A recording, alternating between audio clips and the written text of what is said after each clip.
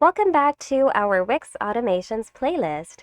Usually in Wix, you have to hit the publish button manually at the exact time you wanted your site to go live. But what if you want to schedule it instead? With Wix Automation, it's now possible. Automatically publish your site at a specific date and time. Here's how you can do it. On your site's dashboard, go to the left and look for Automations. Click on Create Automation and then select Start from Scratch.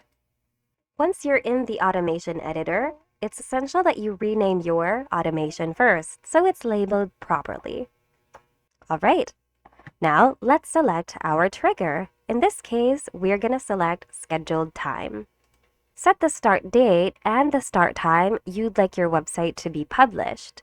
You can turn off Repeat in this case. Then click Apply. Now click on this blinking plus button and select Action. Now look for Publish and select Publish Site. Simply click on Apply and then click on Activate. And finally, your automation will be active and your site will be published on the date and time that you input.